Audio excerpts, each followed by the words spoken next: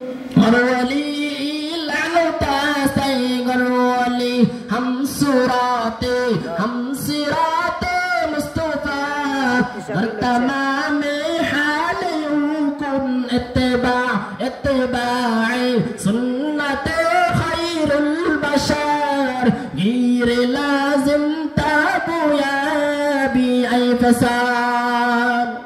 ओ मुसलमान, তাহলে রাসূল দুনিয়াতে রেখে গেছেন দুইটা, একটা হলো কিতাবুল্লাহ আল্লাহর কিতাব, দুইটা দুই নাম্বার হলো রাসূলের সুন্নাত। যেই বান্দা কিতাবুল্লাহকে মজবুত করে ধরবে সেই বান্দা দুনিয়াতেও দামি হয়ে যাইবে, আর যেই বান্দা রাসূলের সুন্নাত তরিকা চলবে, রাসূলের সুন্নাহ অনুযায়ী জীবন যাপন করবে, তাহলে বান্দা দুনিয়াতেও দামি হয়ে যাইবে, আবার আখিরাতেও আল্লাহ রাসূল তাকে সুপারিশ করে জান্নাতে প্রবেশ করবেন। তাহলে আমরা বুঝতে পারলাম রাসূল তো চলে গেছেন, রাসূল আর আসবেন না। রাসূল আমাদের কাছে দুইটা জিনিস রেখে গেছেন, এক নাম্বার হলো আল্লাহর কিতাব, দুই নাম্বার রাসূলের সুন্নাত। এখন আল্লাহর কিতাব কোথায় পড়ায়, কোন জায়গায় পড়ায়? আপনাদের মাদ্রাসা দারুল উলুম বসতিয়া মাদ্রাসায় পড়ায়।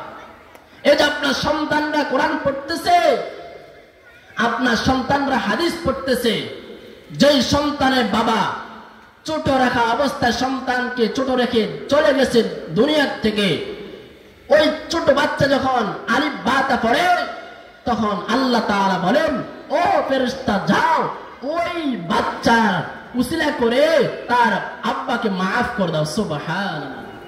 এজন্য মুসলমান, আপনার সন্তানকে কমপক্ষে স্কুলে পড়ান, অন্য জায়গার মধ্যে পড়ান, কিন্তু আপনার সন্তানকে কোরআন শিক্ষা না দিলে, রাসূল আদর্শ মতে জীবন যাপন না করাইলে আপনি দুনিয়াতেও আপনার খারাপই আসবে এবং আখিরাতেও আপনি আল্লাহর কাছে ধরা খাইবেন। এজন্য মুসলমান, কমপক্ষে আপনার সন্তানদেরকে, আপনার নাতিদেরকে কমপক্ষে নুরানি পর্যন্ত পড়ান, আপনার সন্তানদেরকে কোরআন শরীফ চালু করে অন্য জায়গার মধ্যে পড়ান।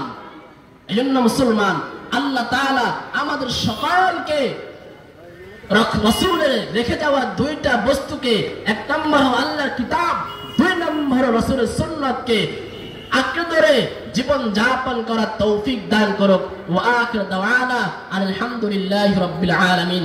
আসসালামু আলাইকুম ওয়া রাহমাতুল্লাহ।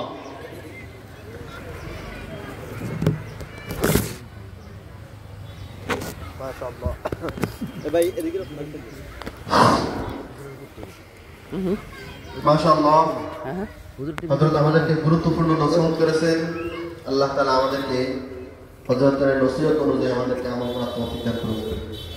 সম্মানিত উপস্থিতি, এই পর্যায়ে আপনাদের সম্মুখে কোরআন ও হাদিসের আলোকে গুরুত্বপূর্ণ নসিহত পেশ করবেন চৌমোহনী আব্দুল আজিজ জামে মসজিদের সম্মানিত খতিব, দারুস সাকিনা মহিলা মাদ্রাসার স্বনামধন্য শিক্ষক